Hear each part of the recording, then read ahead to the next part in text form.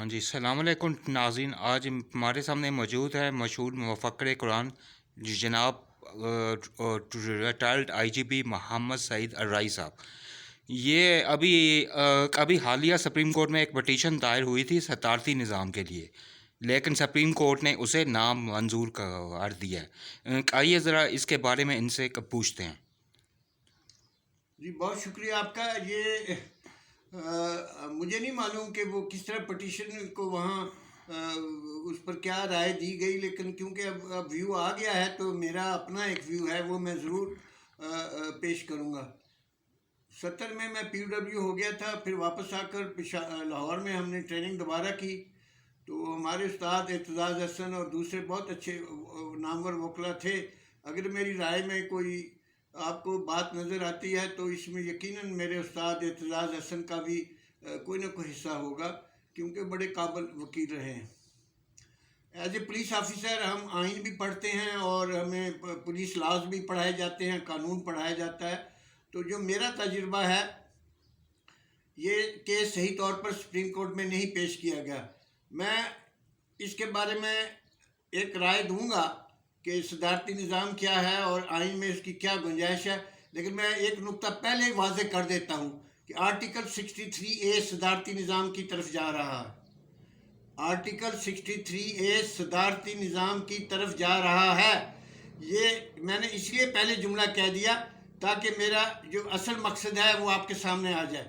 صدارتی نظام کیا ہوتا ہے؟ جیسے امریکہ میں جنرل الیکشن ہوتے ہیں، وہ پریزیڈنٹ سلیکٹ ہو جاتا ہے اور وہ 5 سال کے لیے پکا رہتا ہے، اس کو کوئی نہیں ہلا سکتا.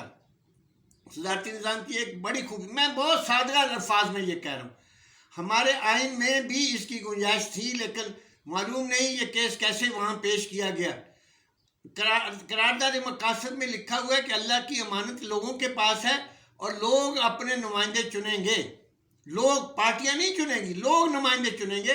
اور دوسری بات اس میں ہے کہ ہمارا جو ڈیموکریسی کا نظام ہوگا اسلامی شعار کے مطابق ہوگا، اسلامی اصول. بھٹو صاحب نے یہ ہوشیاری کی، قرارداد سے مقاصد کو نکال دیا، اور ہمارا جو ڈیموکریسی کا نظام ہے یہ اسلامی اصولوں پر نہیں ہے، یہ مغربی اصولوں پر ہے. آپ دنیا سے کسی سے پوچھ لیں، ہمارا اس وقت جو ڈیموکریسی کا نظام ہے جمہوریت کا، وہ مغربی طرز کا ہے. یہ نکالنے کا مقصد یہ تھا قرارداد مقاصد کا، کیونکہ 1935 ایکٹ کے تحت یہاں اس میں یہ آئینی قرارداد تھی. جو قرارداد مقاصد ہے اس کو پرے کر دیا. اب میں یہ بتاتا ہوں کہ قرارداد مقاصد میں جب کہا ہے کہ لوگ اپنے نمائندے چنیں گے، جب لوگ اپنے نمائندے چن لیں، وہ نمائندے اپنا ایک لیڈر بنا لیں، تو یہ صدارتی نظام کی طرف اشارہ ہے. اس میں ہم نے پارٹیاں ڈال کر اور ہی کچھ اس کا کر دیا. اب میں آتا ہوں کہ 63A کیا ہے. میں نے پہلے کہا 63A صدارتی نظام کی طرف اشارہ ہے. 63A سے پہلے جو قانون تھا، وہ اس میں ممبر جو تھے اسمبلیوں کے، وہ بھگوڑے ہو جاتے تھے، وہ لوٹے ہو جاتے تھے، وہ بک جاتے تھے، وہ ہارس ٹریڈنگ کرتے تھے. انہی لیڈروں نے، پولیٹیکل لیڈروں نے 63A لایا کہ اس طرح تو نظام نہیں چلے گا، حکومت نہیں چلے گی. تو پھر 63A میں کچھ ان کو آزادی پرانی رکھی گئی اور کچھ پر پابندی لگا دی گئی. میں اب بتاتا ہوں کیا ہے. جو پابندی لگائی گئی ہے اس میں جو بیسک اصول ہے کہ وہ تمام قراردادیں جو پاس ہوں گی جس میں حکومت گر جائے تو وہ پارلیمنٹ پارٹی اس کے خلاف ووٹ نہیں دے سکتی. وہاں ایک پارلیمنٹ پارٹی بنتی ہے جس میں گروپ آف پولیٹیکل پارٹیز ہوتی ہیں، ایک مخالف ہوتی ہے، اس کو پارلیمنٹ پارٹی کا ہیڈ کہتے ہیں. تو پارلیمنٹ پارٹی میں جو شامل ہو جائے، فرض کیا وہ بجٹ سیکشن کے خلاف ان میں سے کوئی ووٹ نہیں دے سکتا.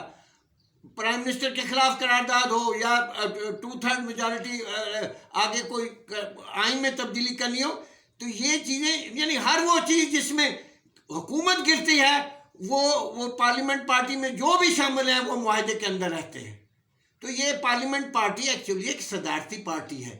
انہوں نے پارلیمنٹ سسٹم کے جب دیکھا فیل ہو رہا ہے تو یہ 63A جو لائے ہیں، اس میں یہ جو کلاس رکھی ہے کہ ہر وہ ایشو جس پر حکومت گر جائے، وہ پارلیمنٹ پارٹی میں جو بھی شامل ہیں وہ اس کے خلاف ووٹ نہیں دے سکتے. ہاں اگر کوئی دوسرا عام قانون ہے جس میں حکومت نہ گرے تو وہ پرانی آزادی رکھی گئی ہے, اس لیے تضاد نہیں ہے. وہاں کچھ بحث ہو رہی ہے کہ یہ تضاد نہیں ہے, یہ کانٹینیوٹی ہے کہ وہ آزادی بھی رکھی گئی ہے اور تحدید پابندی بھی. پابندی اگر آپ دیکھیں تو پارلیمنٹ پارٹی کا ہیڈ ایکچولی صدارتی پارٹی کا ہیڈ ہو جاتا ہے, وہ صدر ہو جاتا ہے اور وہ 5 سال رہتا ہے, اس کو کوئی نہیں توڑ سکتا, اس سے نہیں نکل سکتا, اس کے خلاف ووٹ نہیں دے سکتا.